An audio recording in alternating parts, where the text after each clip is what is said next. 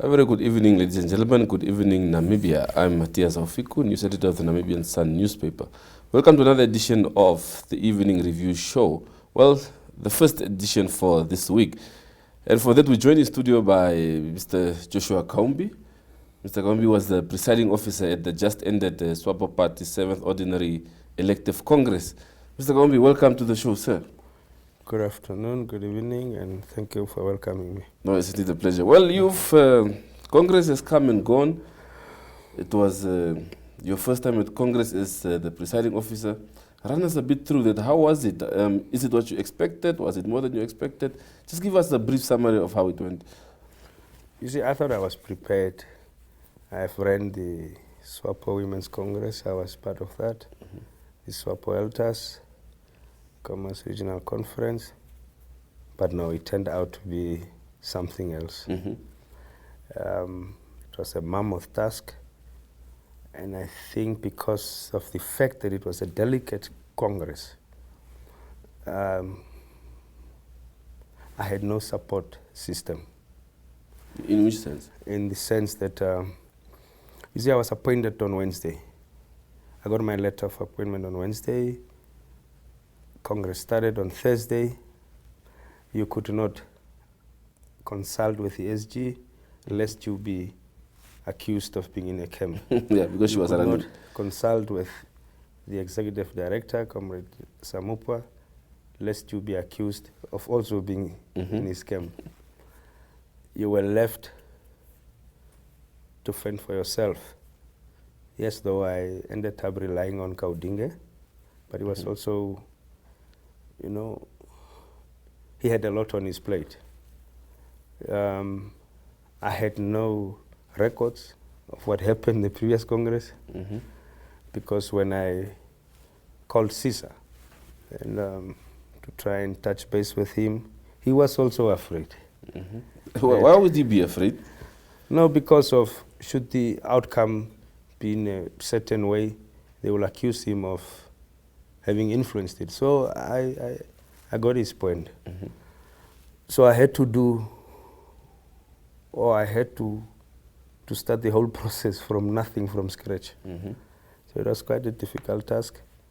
It turned out to be very big, but I think I eventually bounced back. I'm happy for that. Yeah.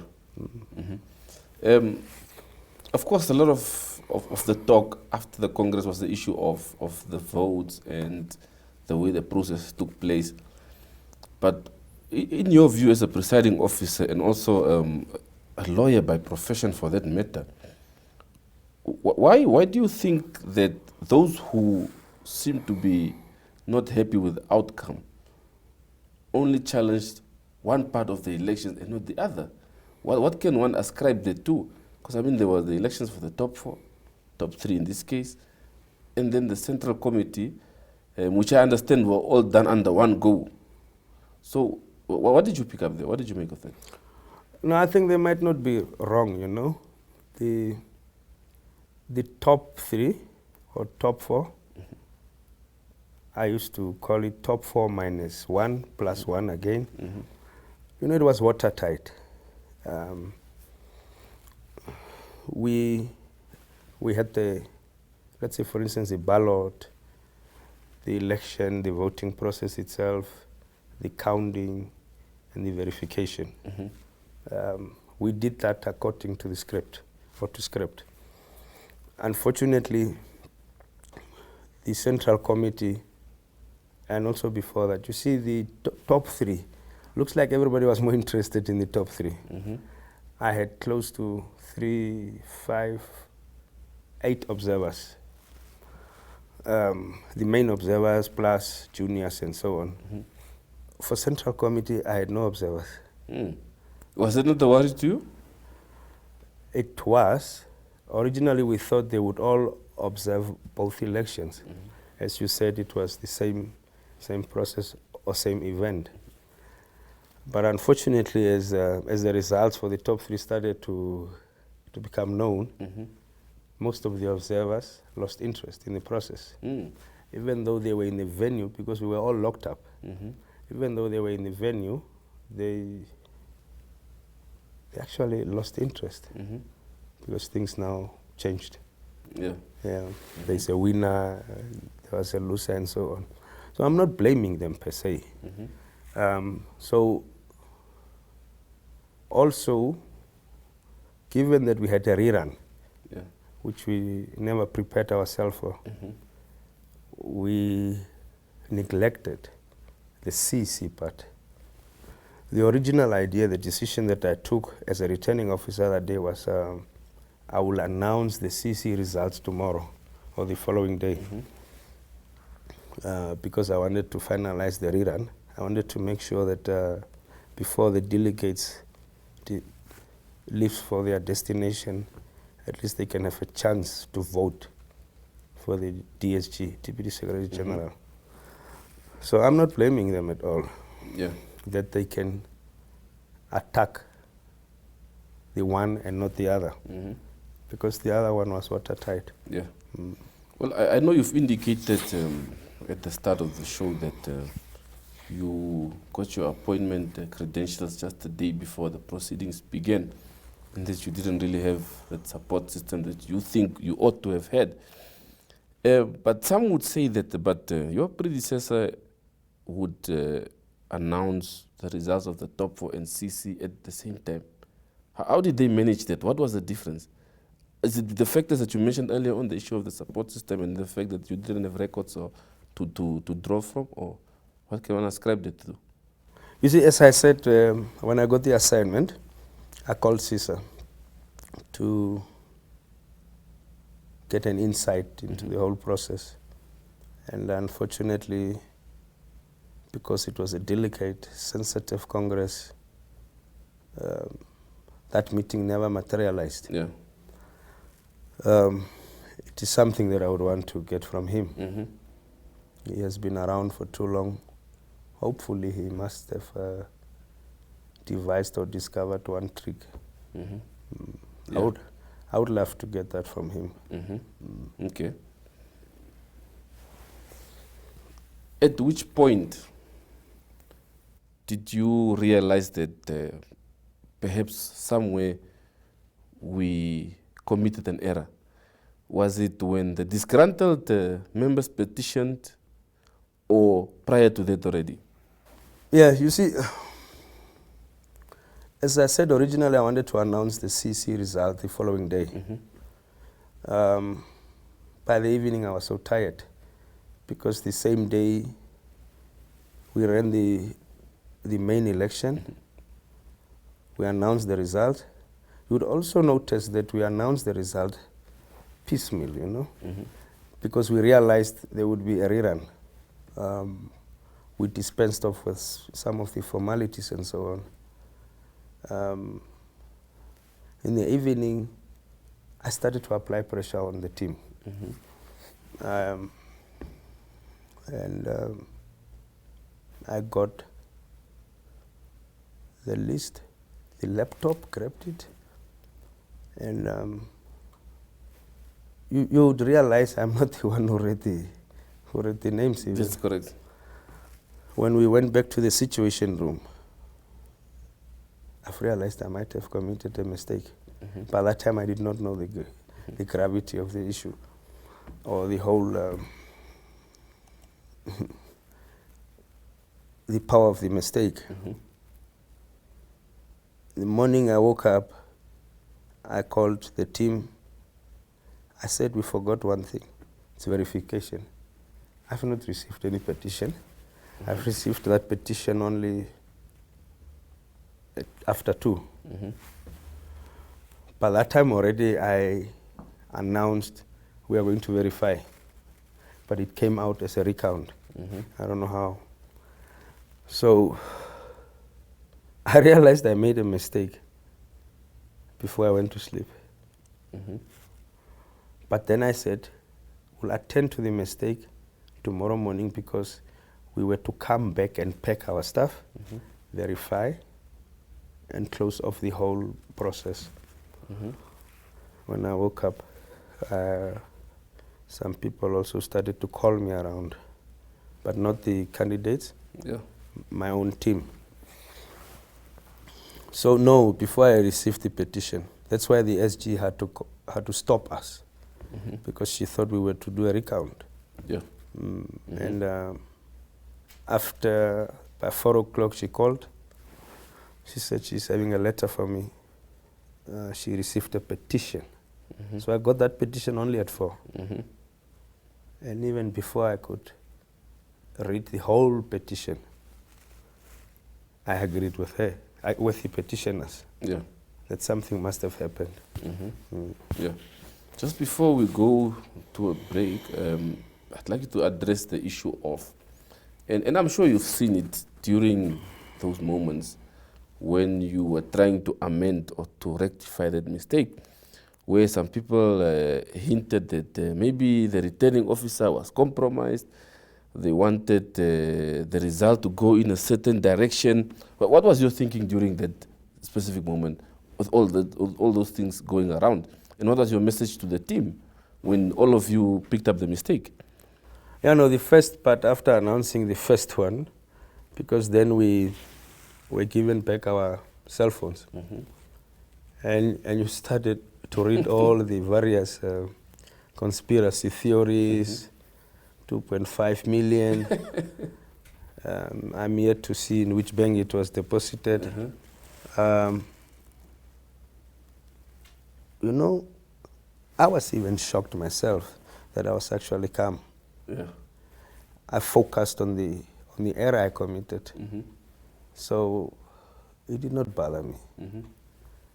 I told the team, we can't let this error stand. This is not just an ordinary party. Unfortunately, this is the party that is governing our country. And we should make sure that we go back to our professions or to our offices having attempted to establish what went wrong. By that time, we also did not know what went wrong. Yeah. So whatever went around, I was actually shocked, knowing myself that I did not get excited, you know. Yeah. Yeah. Okay. Well, Mr. Kaumbi, we'll go for a short break and we'll be back to continue this conversation. Good. For our viewers, we head for a short break and we'll be back to continue this conversation.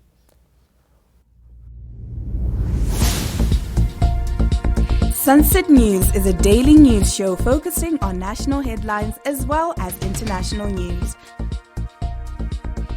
If you'd like to feature your brand or campaign on this platform, please contact sunset@synergy.com.na.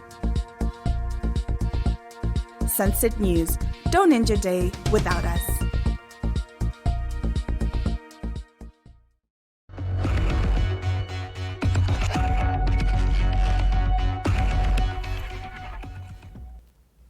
We'll be back from that short break.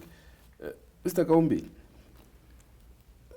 as we continue this conversation, I want you to touch on you mentioned the power of the error that was committed and how you thought that it couldn't be left just as it is. But there are those who say that as the returning officer, once Congress is dissolved, and you are a lawyer, you should know or be able to interpret some of these constitutional provisions of the party. Some say that as per the party constitution, once Congress is dissolved, your mandate also falls away. How did you interpret that? I never wanted another mandate.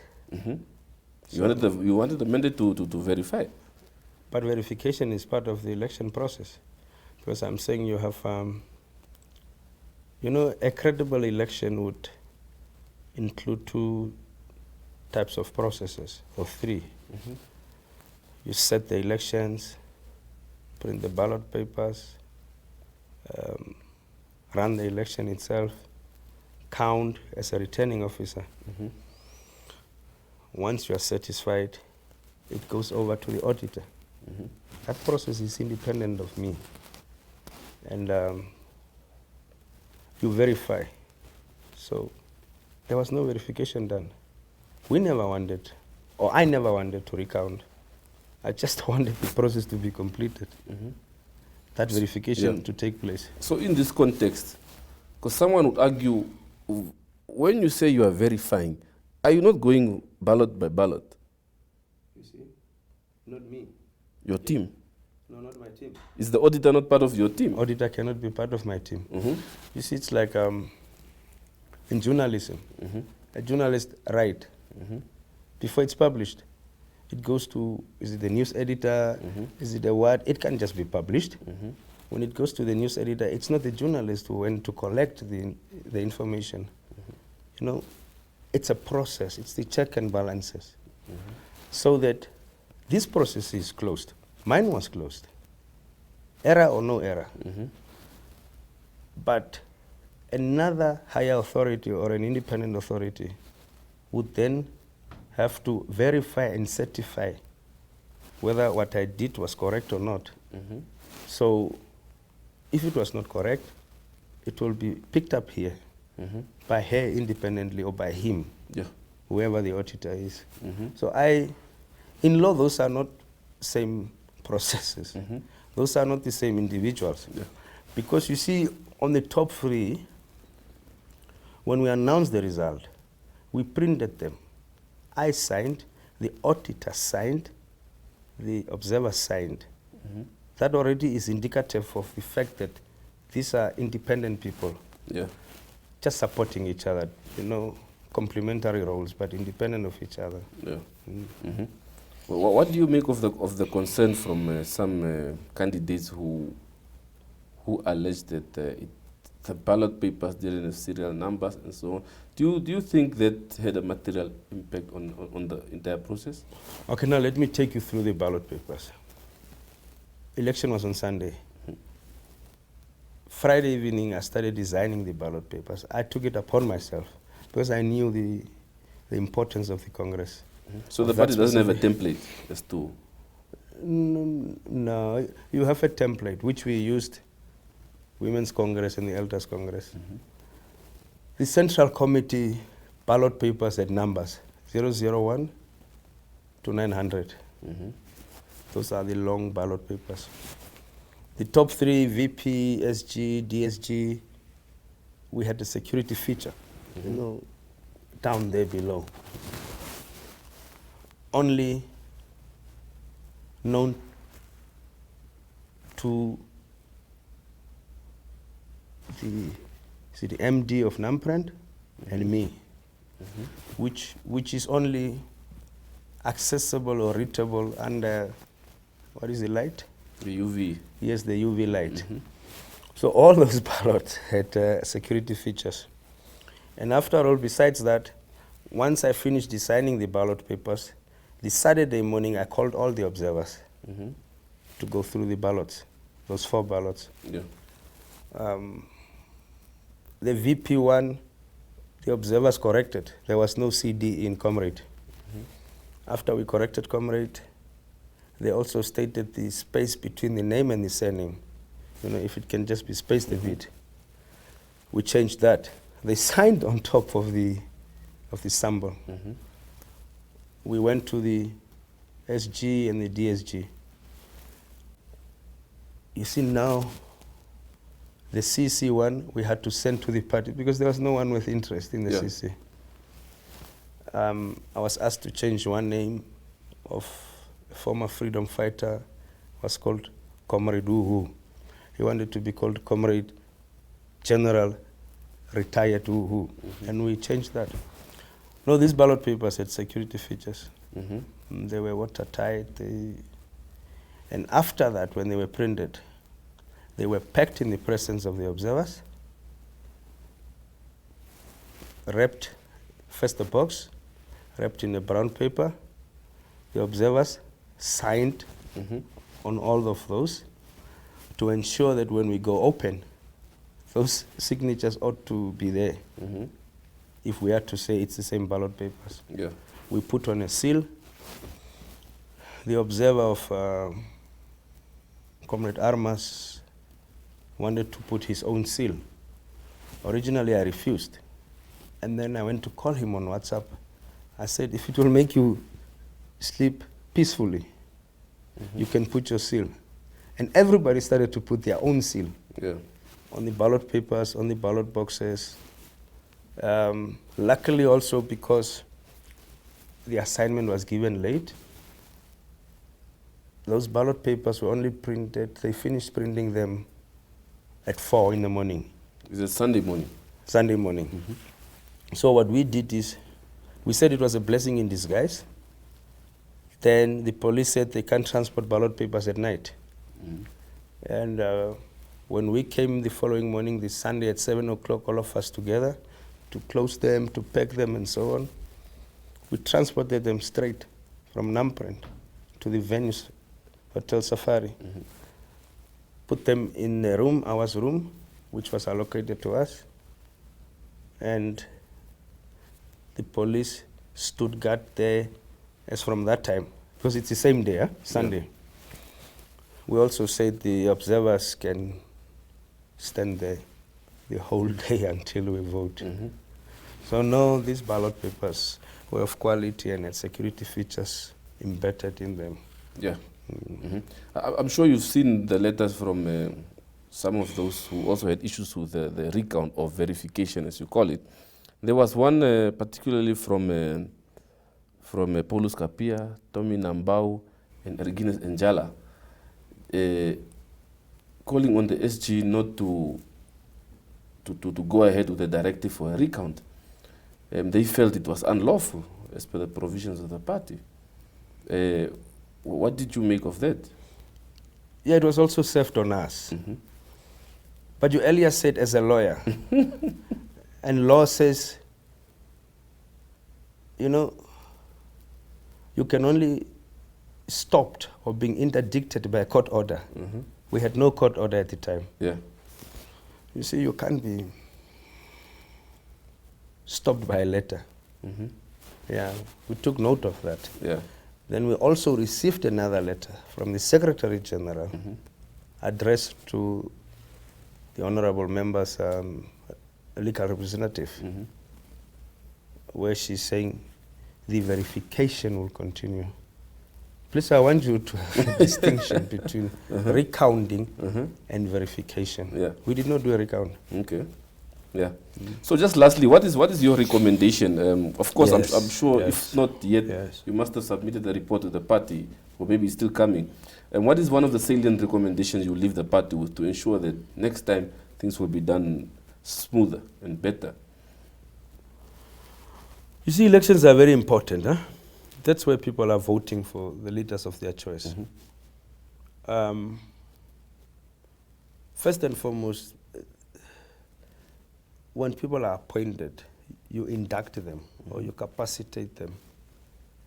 We hope the next Congress will be different from the current one, in that the team, whatever or whoever that team is, will be inducted properly.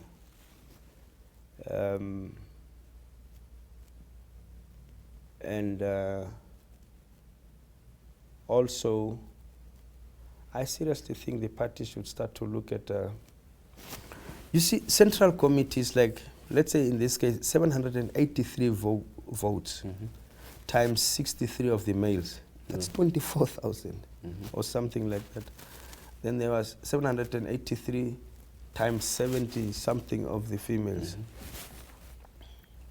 The party should plan for, in the event of there being a tie or a rerun, what is happening? Is it necessary for one to announce the central committee results at Congress? Because the Constitution says central committee members will be elected at Congress. That's it. Yeah. So the most important requirement is these members to be elected by the delegates of Congress. But it does not, it is silent on that they will be announced at Congress. In Congress. So even if you announce 2 days later, it will still have been a proper, a proper announcement or a proper election in compliance with the party's constitution. Yeah. I seriously think it's just impossible. It's a daunting task. Yeah. To count the top. This time we were lucky it was only top 3. Imagine it's top 4 plus central committee. Yeah. that's just impossible, you know. Okay. But everything else, it's a learning experience. Seriously, Mr. Ufiku, there was nothing sinister and untoward, or something worth writing home about. It was a mistake. Yeah. I'm happy that I'm of such a character that I could stand up and not leave it under the carpet. Because I always tell my domestic worker to lift up the carpet and clean. Why would I want to leave my Swapo's carpet dirty? Yeah. So I'm just happy I was given the chance to verify and certify. Yeah. I did not count. Okay. I was not part of the second process. Good. Yeah. Well, Mr. Kaumbi, thank you very much for your time this evening. It was good having you on the show. Thank you so much. Thank you. And I wish you all the best. And I also would like to say that some of you journalists were fair. Yes. Okay. Because you see, all of us have an interest. All of us Yeah. need to find the truth as to what happened. Okay. So some of you guys were very fair, and I need to appreciate that. I also need to appreciate the top leadership, especially the president of the party was very fair, Yeah. the vice president and the secretary general for giving us a chance to verify. Thank you so much. Well, thank you very much to our viewers. That's it from the Evening Review team this evening. Have a pleasant evening. Thank you.